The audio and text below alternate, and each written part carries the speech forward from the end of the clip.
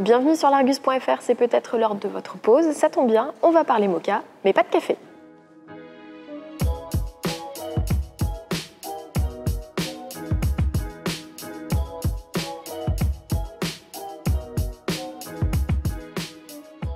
Les amateurs de modèles Opel n'auront pas manqué de relever que ce moka est une copie quasi conforme du concept GTX expérimental présenté en 2018. On retrouve ici la calandre Visor, une calandre noire inspirée de l'Opel Manta avec des optiques intégrées et cette fameuse boussole caractérisée par cette arête sur le capot avec une ligne perpendiculaire matérialisée, elle, par le logo. On retrouve également, comme vous pouvez le voir sur le profil, le toit flottant signature des modèles Opel. C'est finalement de profil que l'on note le mieux cette calandre nettement plus verticale. Le capot noir, au même titre que le toit noir, sont des options de personnalisation. Il sera également possible, en allant piocher dans le catalogue des options, de changer la couleur de cette barrette chromée. Petite anecdote sur cette couleur verte, eh bien c'est un clin d'œil à un modèle, la Rainette, qui datait de 1924 chez Opel. Côté dimension, cet Opel Moka mesure 4,15 m de long, c'est 12 cm et demi de moins que la précédente génération. Il est installé sur la même plateforme que le DS3 Crossback, il n'y a juste que quelques centimètres de différence entre les deux modèles. En revanche, comparé à un 2008, eh bien l'Opel Moka est nettement plus petit.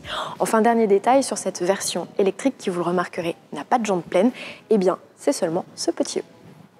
À l'arrière de ce moka, la principale nouveauté, la plus visible, va-t-on dire, c'est ce moka écrit en toutes lettres sur le haillon. Autre spécificité, ce petit E, qui est, elle, réservé à la version électrique, qui, vous le remarquerez, n'a pas de pot d'échappement. En revanche, toutes les versions ont ce béquet pour donner un petit côté un peu plus sportif au modèle. Concernant l'ouverture du coffre, ne mettez pas vos mains ici comme moi, ça ne sert à rien. L'ouverture du coffre, ça se passe un petit peu plus bas. Une fois que le haillon s'efface, on découvre une capacité de 350 litres qui est équivalente à celle d'un DS3 Crossback. Il y a également un plancher modulable qui permet, une fois les banquettes rabattues, d'obtenir un volume de 1050 litres et un plancher plat. Précisons que le volume de coffre de 350 litres se situe dans la moyenne de la catégorie et qu'Opel ne fait aucun distinguo entre ses versions thermiques et électriques pour la bonne et simple raison que les batteries sont placées sous les sièges avant et sous les sièges arrière.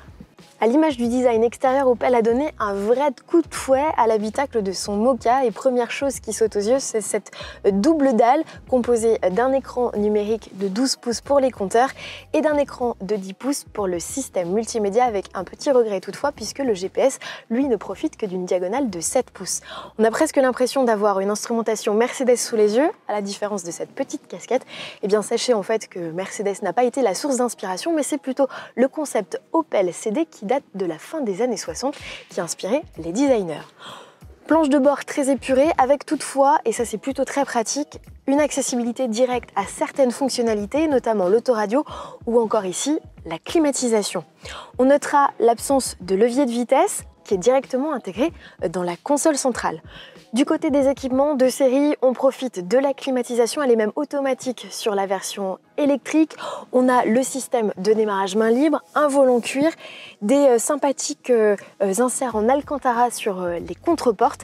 Et puis, question aide à la conduite, eh bien Opel a fait le plein avec notamment le système de détection de piétons, le régulateur adaptatif de vitesse ou encore le freinage automatique d'urgence.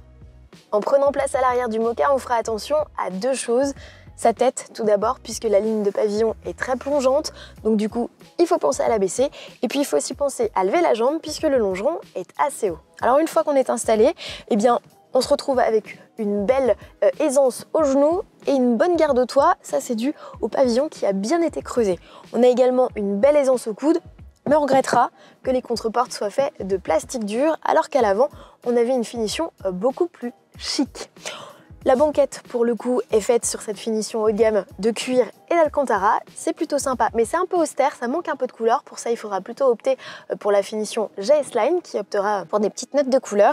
Et puis on regrettera une dernière chose, c'est peut-être le manque un peu de maintien de cette banquette, qui est pour le coup assez lisse. Pour terminer sur une note positive, on note la présence dans la console centrale de deux prises USB séparées pour permettre aux passagers de recharger leur smartphone ou leur tablette simultanément. Sous le capot de l'Opel Mokka, plusieurs motorisations disponibles, à commencer par ce bloc électrique de 136 chevaux, le même que la Corsa, avec le même type de batterie de 50 kWh et une autonomie ici de 322 km. Pour la petite anecdote, c'est 12 km de plus qu'un i 2008. Du côté des motorisations thermiques, on a deux essences, un 1 litre de turbo décliné en 100 ou 130 chevaux, 130 chevaux qui sera compatible avec une boîte de vitesse manuelle à 6 rapports ou une boîte automatique à 8 rapports, et cette dernière sera la seule à écoper d'un malus en 2021. Enfin, du côté des diesels, eh bien, on trouve un 1,5 litre turbo, lui, de 100 chevaux, compatible uniquement avec une boîte de vitesse manuelle à 6 rapports.